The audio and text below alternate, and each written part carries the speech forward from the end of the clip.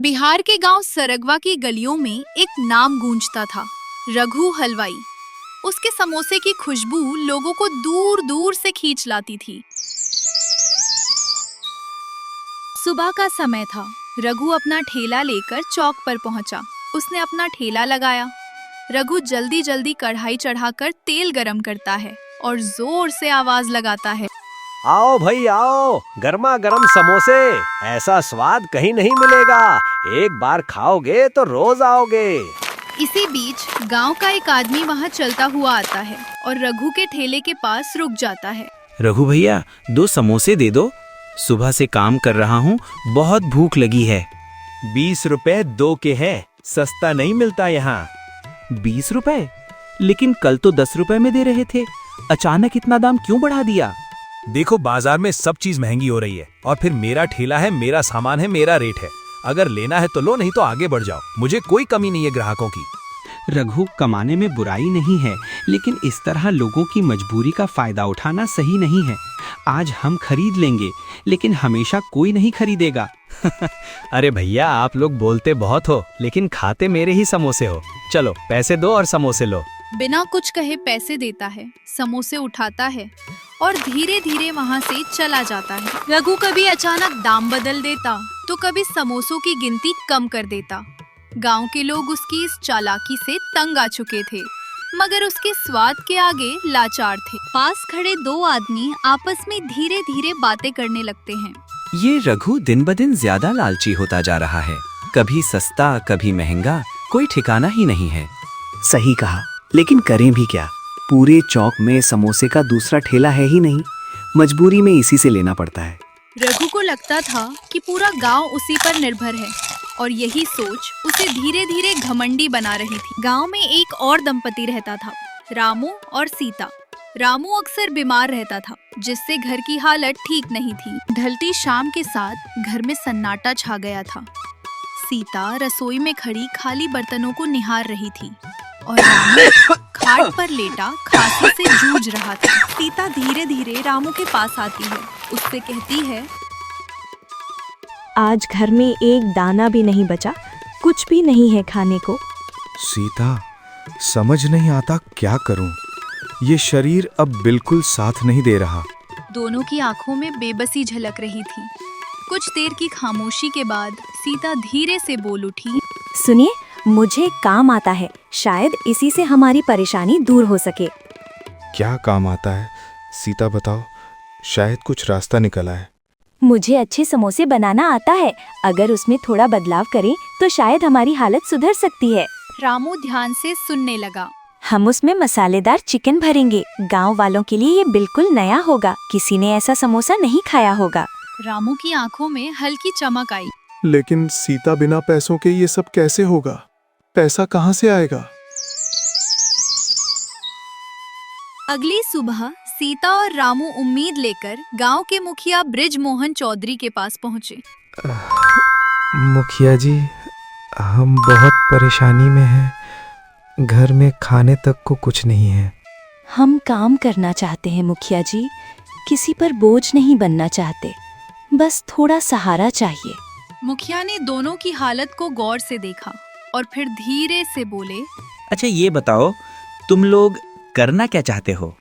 हम समोसे का ठेला लगाना चाहते हैं, लेकिन हमारे पास शुरू करने के लिए पैसे नहीं हैं। मुखिया कुछ पल सोचते रहे, फिर मुस्कुराकर बोले, अगर तुम मेहनत और ईमानदारी से काम करोगे तो मैं जरूर तुम्हारी मदद करूंगा। रामू और सीता की आंखों में उम्मीद की चमक झलक उठी। ये लो कुछ पैसे, और हाँ, समय पर लौटा देना, लेकिन पहले अपने पैरों पर खड़े हो जाओ। आपने हम पर भरोसा किया है, हम उसे कभी टूटने नहीं देंगे। रामू ने उन्हीं पैसों से एक छोटा सा ठेला बनवाया। सीता बाजार से सारा सामान खरीद कर लाई। उसने मेहनत से मसालेदार चिकन की भरावन तैयार की, फिर समोसे बनाकर उन्हें सुनहरा होने तक तला। दोनों ने मिलकर पहली बार चिकन समोसे बनाए और उनके चेहरों पर खुशी साफ झलक रही थी। रामू ने जैसे ही एक समोसा चखा, उसका स्वाद इतना लाजवाब था कि वो खुद को बोलने से रोक नहीं पाया। अरे बाप रे, ये तो रघु से भी ज्यादा टेस्टी निकल गया। सीता हल्की सी मुस्कान के साथ बोली, अब हमारी उम्मीद भी यही है और सहारा भी। अगली सुबह रामू और सीता अपना नया ठेला लेकर गांव की ओर निकला और चौक पर पहुंचकर अपना ठेला लगा दिया। सुबह का समय था। गांव के लोग अपने अपने काम पर निकल रहे थे। तभी अचानक एक नई खुशबू हवा में फैलने लगी। खुशबू से खिंचकर लोग धीरे धीरे उस ओर बढ़ने लगे और कुछ ही देर में सब रामू के नए ठेले तक पहुंच गए। भाई, तुमने नया ठेला लगाया है क्या? इससे पहले कभी नहीं देखा तुम्हें ठेला लगाते हुए। हाँ भाई, आज से ही नया काम शुरू किया है, सोचा ठेला लगा लूं। अरे, समोसे की खुशबू तो कुछ अलग ही है। इसमें क्या मिलाया है तुमने? ये देसी चिकन समोसे हैं, अपने घर के खास मसालों से तैयार किए हैं। पास खड़े लोग ये सुनकर हैरान रह जाते हैं। अरे वाह, चिकन समोसा पहली बार देख रहे हैं गांव में। कितने का दे रहे हो? एक समोसा 10 रुपए का है और ज्यादा लोगे तो थोड़ा कम कर दूंगा। भाई, एक समोसा देना, देखते हैं इसमें क्या खास बात है। रामू ने जल्दी से 2 समोसे प्लेट में रखे और दोनों ग्राहकों को दे दिए। जैसे पहला निवाला लेते ही ग्राहक के चेहरे पर ऐसी चमक आई मानो उसे कोई अनोखा स्वाद मिल गया हो। अरे वाह, ये तो सच में बहुत स्वादिष्ट है। मसाले का टेस्ट अलग ही है। ऐसा समोसा मैंने पहले कभी नहीं खाया। अब लोग तेजी से आने लगे। देखते ही देखते ठेले के पास भीड़ जुटने लगी। लोग समोसे लेने लगे और खाते ही तारीफ करने लगे। इसी बीच एक और ग्राहक बोल पड़ा।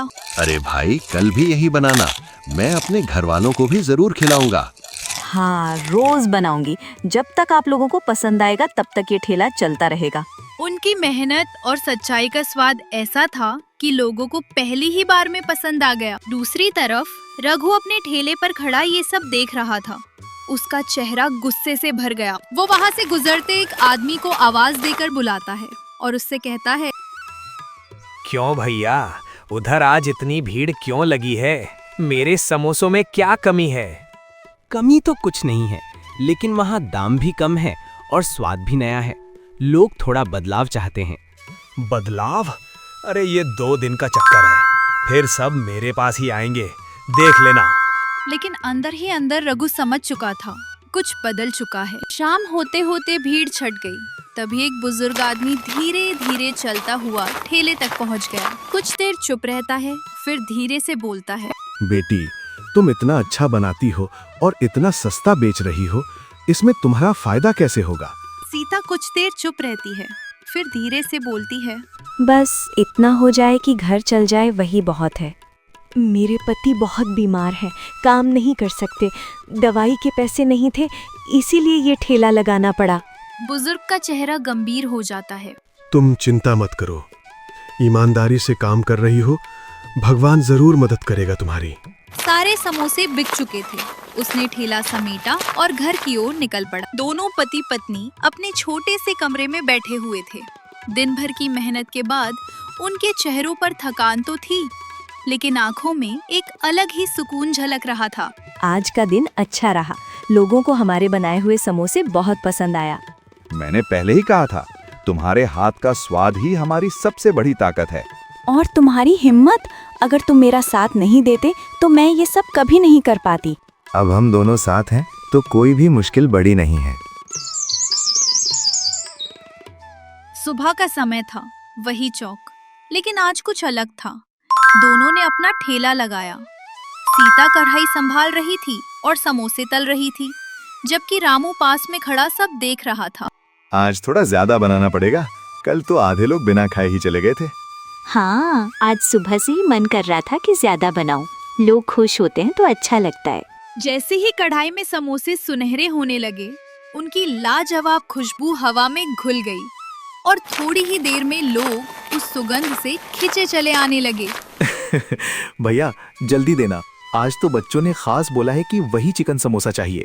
अरे थोड़ा ज्यादा पैक करना, घर पे मेहमान आए हैं, सबको खिलाना है। सबको मिलेगा, आप लोग आराम से खड़े रहिए, हम जल्दी जल्दी बना रहे हैं। वहीं दूसरी तरफ रघु अपने ठेले के पास खड़ा था, मगर आज भी उसके पास एक भी ग्राहक नहीं था। मेरे सामने ही मेरा धंधा खत्म कर दिया। इतने सालों से मैं यहाँ खड़ा हूँ और आज कोई पूछ भी नहीं रहा। रघु खामोशी से ठेला बंद करता है और धीमे कदमों से घर की तरफ बढ़ जाता है। घर पहुँचते ही उसकी पत्नी उसे देखकर हैरान रह जाती है और पूछती है, अरे आज इतनी जल्दी वापस आ गए, क्या हुआ? तबीयत ठीक है ला? रघु कोई जवाब नहीं देता, बस चुपचाप अंदर चला जाता है। क्या बताऊं तुम्हें, सब खत्म हो गया। वो नए लोग, पति पत्नी, उन्होंने मेरा सारा धंधा छीन लिया। अरे अगर वो अच्छा बना रहे हैं तो लोग उनके पास जाएंगे ही। तुम भी थोड़ा बदल जाओ, दाम ठीक रखो, लोगों से प्यार से बात करो। मुझे मत समझाओ, मैं इतने सालों से ये काम कर रहा हूँ, मुझे अच्छे से पता है क्या करना है। गुस्से से कुछ नहीं होगा रघु, अगर नुकसान हुआ है तो मेहनत से वापस पाओ, गलत रास्ता मत सोचो। रघु की आंखों में दबा हुआ गुस्सा अब और तेज हो जाता है। अब मेहनत से कुछ नहीं होगा, आज रात ही कुछ इंतजाम करना पड़ेगा। रघु संभल जाओ, कोई गलत कदम मत उठाना वरना पछताओगे। गांव में चारों तरफ सन्नाटा था, हवा धीरे धीरे चल रही थी और हर घर के दरवाजे बंद थे। रघु अपने घर के कोने से एक जलती हुई मशाल उठाता है। उसकी आंखों में गुस्सा साफ दिख रहा था और धीरे धीरे चौक की तरफ बढ़ता है। रघु ठेले के पास रुकता है। अब देखता हूँ तुम्हारा धंधा कैसे चलता है। वो बिना देर किए मशाल ठेले के नीचे लगा देता है। ठेला जलने लगता है। दूर खड़ा एक गांव का आदमी ये सब देख लेता है। अरे ये तो रघु है, इसने तो रामू को ठेला को आग लगा दिया। रघु बिना देर किए वहां से भाग निकलता है।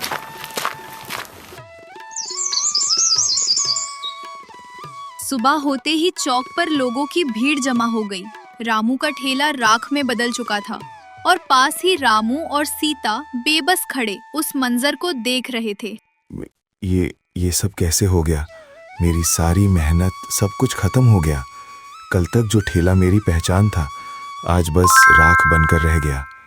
अब मैं क्या करूं? ये साफ साफ किसी की जलन और दुश्मनी का नतीजा है।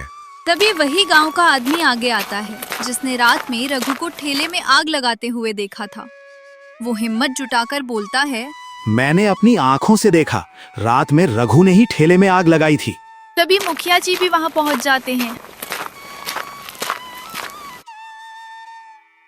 ये सब किसने किया है? तुम लोगों में से जिसे भी कुछ पता है वो सामने आकर सच बताओ।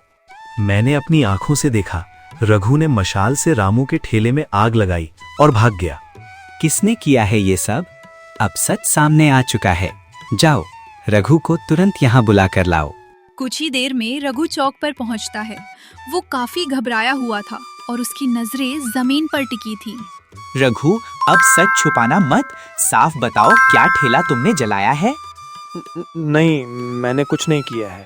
झूठ मत बोल रघु, मैंने सब कुछ अपनी आंखों से देखा है। रघु चुप हो जाता है। उसके चेहरे पर डर साफ दिख रहा था।